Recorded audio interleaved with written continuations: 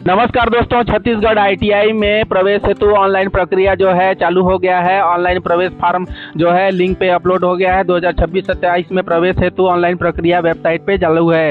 यदि आप चैनल पे नए हैं तो चैनल को सब्सक्राइब जरूर कर दीजिएगा, क्योंकि इसमें टाइम टू टाइम सभी नोटिफिकेशन अपडेट किए ही जाते हैं। किसी भी माध्यम से नोटिफिकेशन की पूरी जानकारी पॉइंट टू पॉइंट इस वीडियो में दी गई है, तो आप वीडियो को अंत तक जरूर देखिएगा, क्योंकि इसमें आईटीआई में प्रवेश और फॉर्म भरने से संबंधित समस्त जानकारियों को इसमें पॉइंट टू पॉइंट समस्त ब्यूरर दिया गया है। तो इसमें देखते हैं कि छत्तीसगढ़ राज्य में स्थित आईटीआई का जो ब्यूरर है, जैसे इसमें जो है शासकीय औद्योगिक प्रशिक्षण संस्था जो है कुल 203 संचालित है। शासकीय औद्योगिक प्रशिक्षण संस्था केवल महिलाओं के लिए जो है वो 9 है। ये उसी प्रकार शासकीय औद्योगिक प्रशिक्षण संस्था जो अनुसूचित जनजाति के लिए है वो भी 9 है, और निजी औद्योगिक प्रशिक्षण संस्था जो कुल है वो 114 है। इसी प्रकार से और देखते हैं कि क्या क्या चीजें हैं इसमें। जो है कुल औद्योगिक प्रशिक्षण संस्था शासकीय और निजी को मिला के 317 होता है, और विभिन्न संस्थाओं में संचालित कुल व्यवसाय जिसमें वर्तमान सत्र में प्रवेश लिया जाना है वो 61 है। इस प्रकार से उपलब्ध सीटों की संख्या जो है एनेक्जर 3 में दी गई है। और देखते हैं कि और महत्वपूर्ण क्या चीज़ें होंगी। तो ऑनलाइन आवेदन और प्रवेश लेने हेतु जो आवश्यक दस्तावेज होंगे वो क्या क्या होंगे। तो पहले नंबर से आता है आधार से लिंक अपना स्वयं का मोबाइल नंबर एवं ईमेल आईडी देना होगा। शैक्षणिक योग्यता प्रमाण पत्र 10वीं 12वीं जो है उत्तीर्ण प्रमाण पत्र देना होगा। मूल निवास प्रमाण पत्र चाहिए और स्थायी जाति प्रमाण पत्र चाहिए आरक्षण की स्थिति में, जो कि एसटी एससी और ओबीसी पर लागू होता है। इन तीनों पर ये चीज़ लागू होगा जाति प्रमाण पत्र के लिए। इसी प्रकार से हम देखते हैं कि 5वें नंबर पे आता है आय प्रमाण पत्र और स्वयं का नवीनतम पासपोर्ट साइज फोटो होना चाहिए।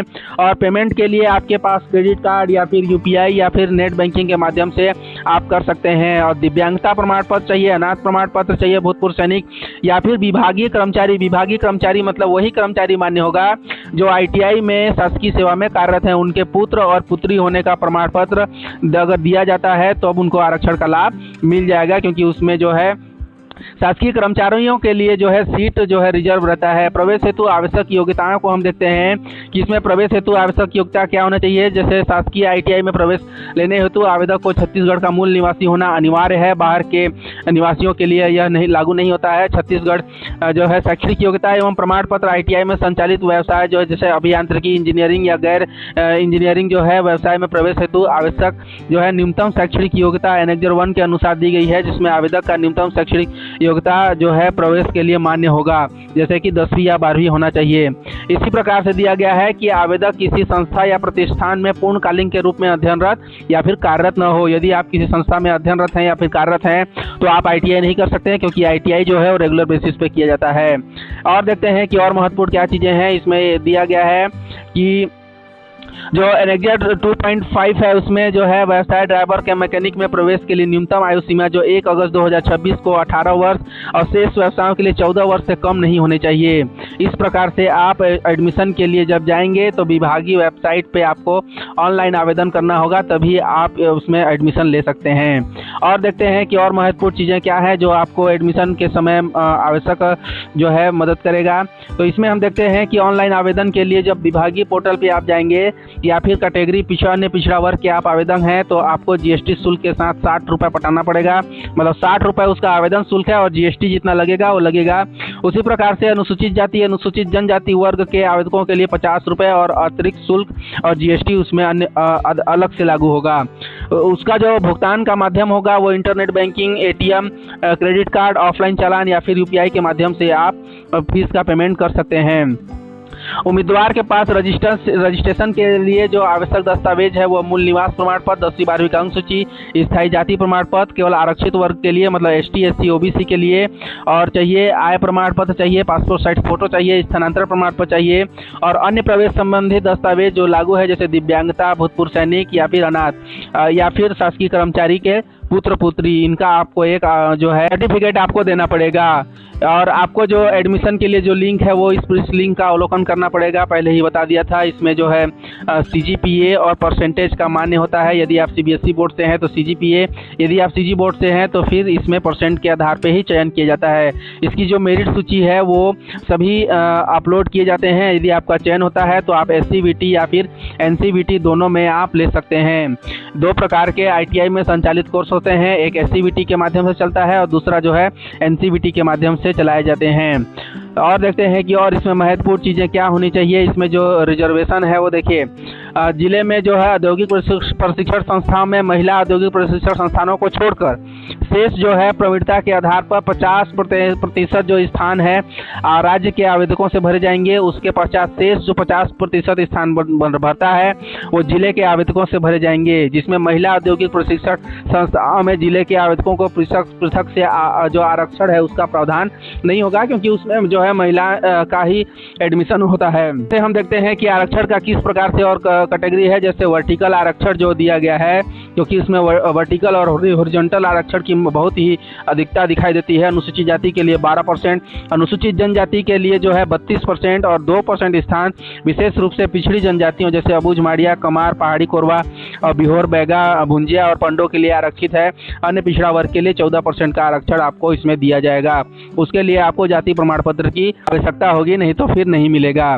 हॉरिजॉन्टल आरक्षण में जो दिया गया है, इसमें दिव्यांग जो है आवेदकों के लिए 3% है। स्वतंत्रता संग्राम सेनानी के लिए जो है 3%। स्वतंत्रता संग्राम सेनानी में कि कौन कौन आएंगे, जैसे पुत्र होगा, पुत्री होगा, पौत्र होगा, पौत्री होगा, नाती होगा, नातनीन होगा, तो वही मान्य होंगे, अन्य मान्य नहीं होंगे। भूतपूर्व सैनिकों के लिए जो है पुत्र पुत्री के लिए 3% और अधिकतम 10 स्थान ही दिए हैं।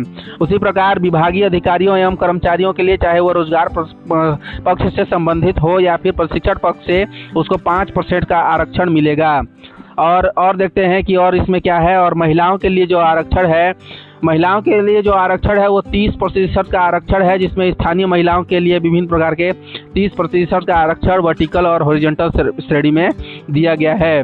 और नीचे देखते हैं कि और क्या क्या है। जो चयन की प्रक्रिया है जो मेरिट सूची के आधार पर की जाती है, और मेरिट सूची 10वीं में जितना भी आपका % होगा उसके आधार पर निकाली जाएगी।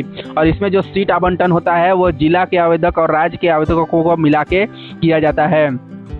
और जो सीट आवंटन की जो सूची है वो विभिन्न प्रकार के चरणों में आती है। आप PDF के माध्यम से पूरा अवलोकन कर लीजिएगा। इसका जो PDF है मेरे डिस्क्रिप्शन बॉक्स में दे दिया गया है, और वहाँ पे एक टेलीग्राम लिंक है, उस टेलीग्राम लिंक में जरूर जुड़िएगा, क्योंकि सभी भर्ती प्रक्रियाओं से संबंधित नोटिफिकेशन उसी पर डाले जाते हैं। जब आपका सिलेक्शन जो है ITI में हो जाता है तो प्रशिक्षण शुल्क के नाम पे 6 माह उन 1 वर्षीय व्यवसायों के लिए 1000 रुपये और 2 वर्षीय व्यवसायों के लिए 2000 रुपये आपको देना पड़ेगा। वहीं जो है अनुसूचित जाति, अनुसूचित जनजाति व अन्य पिछड़ा वर्ग जो है वर्ग के आवेदकों को प्रशिक्षण शुल्क में छूट दी जाती है। जैसे सामान्य वर्ग के BPL आवेदक को भी प्रशिक्षण शुल्क में छूट दी जाती है, और सभी वर्ग की महिलाओं को प्रशिक्षण शुल्क में भी छूट दी जाएगी। इस प्रकार से आपको देना पड़ेगा। और कौशन मनी के नाम पे आपको संस्था में 100 रुपये जमा करना पड़ेगा। तो आपका जो टोटल लगेगा 50 रुपये जो है ST SC के लिए लगेगा, और 60 रुपये जो है OBC के लगेगा। प्रशिक्षण शुल्क के नाम पे 6 महीना या 1 वर्षीय के लिए 1000, और फिर 1 वर्षीय से अधिक के लिए 2000 रुपये देना पड़ेगा। कौशन मनी आपको 100 रुपये देना पड़ेगा। और देखते हैं कि और क्या क्या है। PDF का आप अवलोकन कर लीजिएगा, क्योंकि बहुत लंबा जानकारी है, वीडियो लंबा हो जाता है। इस PDF को दे दिया गया है। इस PDF में जो है ITI संस्था का पूरा विवरण भी दिया गया है कि विवरण है क्या है। यदि इसमें और भी देखिए कि आप प्रवीण सूची में आते हैं, यदि आपका जो एग्ज़ाम होगा उसमें आप प्रवीण सूची में आएंगे तो 300 रुपये आपको प्रति माह दिया जाएगा छात्रवृत्ति के रूप में। ये जो है प्रवीणता सूची प्रवीणता छात्रवृत्ति के रूप में दिया जाता है। और औद्योगिक प्रशिक्षण संस्थाओं में संचालित छात्रावास में निवासरत अनुसूचित जाति, अनुसूचित जनजाति और अन्य पिछड़ा वर्ग के प्रशिक्षार्थियों को भोजन वृत्ति के रूप में 1200 रुपये प्रति माह की छात्रवृत्ति जो है भोजन वृत्ति के रूप में दी जाती है। इस प्रकार से बहुत सारी जानकारियाँ इसमें दी गई हैं। ITI जो है एक प्रशिक्षण संस्था है। प्रशिक्षण संस्था के साथ ही आपको इसमें जो है बहुत सी प्रकार की छात्रवृत्ति का भी जो है दिया गया है। जैसे प्रमाण पत्र के रूप में विभिन्न प्रकार के फॉर्म दिए गए हैं, इन फॉर्म को देख लीजिएगा। और इसमें जो है कौन कौन से ज़िले में किस प्रकार के ITI ट्रेड और किसमें सीटों का आवंटन है, इस सीट के आवंटन को आप अच्छे से देख लीजिएगा, क्योंकि NCVT और SCVT प्रकार के सीट हैं। छत्तीसगढ़ में जितने भी ITI हैं सभी में SCVT और NCVT के सीट दिए जाते हैं, तो आप इसका अवलोकन कर लीजिएगा, क्योंकि वीडियो बहुत लंबा हो जाता है। वीडियो भले ही लंबा हो लेकिन जानकारी महत्वपूर्ण है, तो वीडियो को अंत तक जरूर देखिएगा, क्योंकि इसमें सभी जानकारियां महत्वपूर्ण हैं। सभी जानकारियों पे विस्तृत रूप से पॉइंट टू पॉइंट बात की गई है। इसमें देखिए, जो चयन सूची का काउंसलिंग होगा वो अलग अलग डेट में होगा। जैसे पंजीयन का जो डेट है वो 29 मई से लेके 15 जून तक आवेदन आप कर सकते हैं। और NIC पर मेरिट सूची, जो पहला प्रथम चरण का मेरिट सूची जारी होगा वो 16 जून को होगा। और NIC द्वारा चयन सूची जारी करने का जो डेट होगा वो 16 से लेके 22 जून तक होगा। संस्था द्वारा प्रवेश लेने का जो डेट होगा वो 23 से लेके 25 जून तक होगा। और द्वितीय चरण जो होगा वो 26 जून से लेके 3 जुलाई तक होगा। और संस्था द्वारा प्रवेश लेने का जो टाइम होगा वो 4 जुलाई से लेके 7 जुलाई तक होगा। वहीं तृतीय चरण की जो सूची आएगी 8 जुलाई से लेके 12 जुलाई तक आएगी। और संस्था द्वारा प्रवेश लेने का जो समय होगा वो 13 से लेके 15 जुलाई तक होगा। इसी टाइम को ध्यान में रखते हुए आप जो है आवेदन कर सकते हैं। आवेदन का जो प्रारंभिक तिथि है वो 29 मई से प्रारंभ हो चुका है और उसका जो अंतिम तिथि है वो 15 जून तक जाएगा। तो आप पहले आवेदन कर लीजिए। जिस प्रकार से आपका 10th में परसेंटेज होगा उसी प्रकार से आपको प्रथम सूची और द्वितीय सूची और तृतीय सूची का वेट करना है। आपका नाम जैसे ही आता है, ऊपर जितनी भी जानकारियाँ दी गई हैं उससे संबंधित दस्तावेज लेकर आपको अपने संस्था में जाके एडमिशन लेना है। जानकारी अच्छी और इन्फॉर्मेटिव लगी हो या फिर time to time notification, update और वैकेंसी से रिलेटेड समस्त जानकारियाँ आपको चाहिए तो इस चैनल को जरूर सब्सक्राइब करिएगा, क्योंकि इसमें सभी नोटिफिकेशन, सभी अपडेट टाइम टू टाइम दिए ही जाते हैं। तो मिलते हैं और एक नए ऐसे नोटिफिकेशन और अपडेट के साथ।